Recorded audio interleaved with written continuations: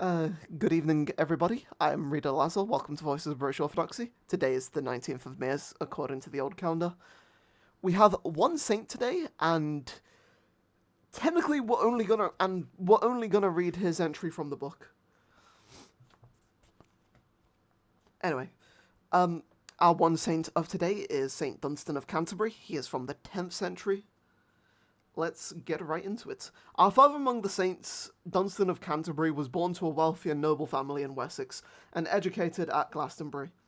When he was about 25 years old, he received monastic tonsure and was ordained to the priesthood by his uncle, Saint Alphege the Elder, who we commemorated back on the 12th of March, Bishop of Winchester. He lived for a while as a hermit at Glastonbury, but in AD 943, was made abbot of Glastonbury by King Edmund. As abbot, St. Dunstan renewed monastic discipline, and under his leadership, the abbey was rebuilt and prospered.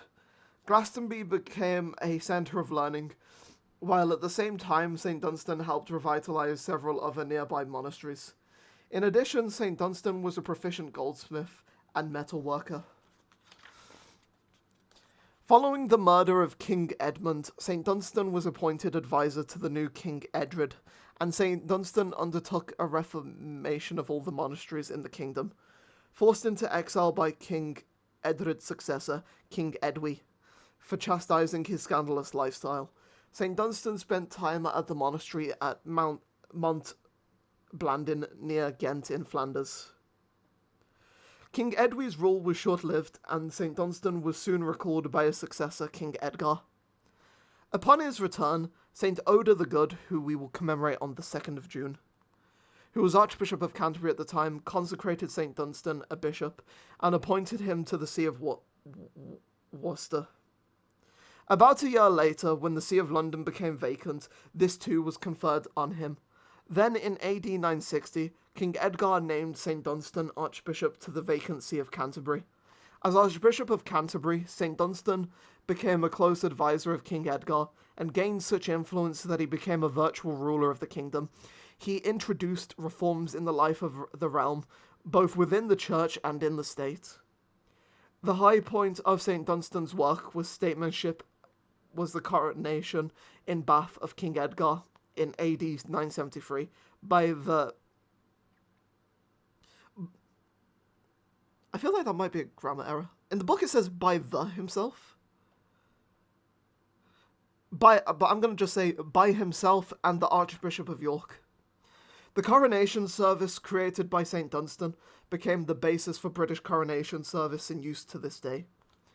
2 years later, King Edgar reposed and was succeeded by his son, St. King Edward the Martyr, who we commemorated back on the 18th of March, whom St. Dunstan crowned in Winchester.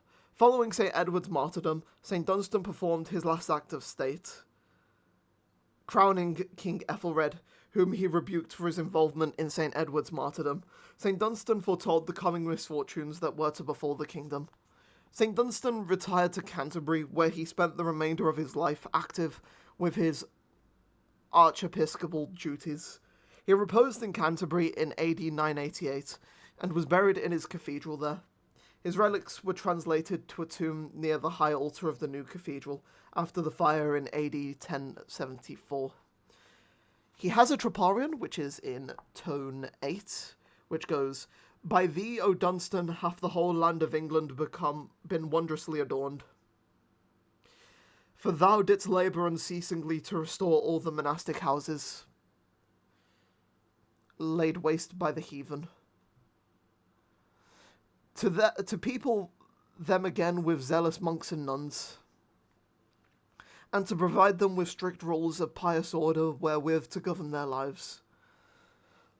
Wherefore the Church of Christ doth ever praise thine all honourable name, O holy Bishop.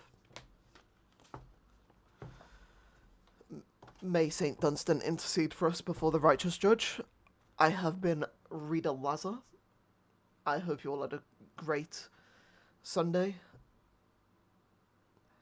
And I will see you all for tomorrow's Saints. God bless you all, and Amen.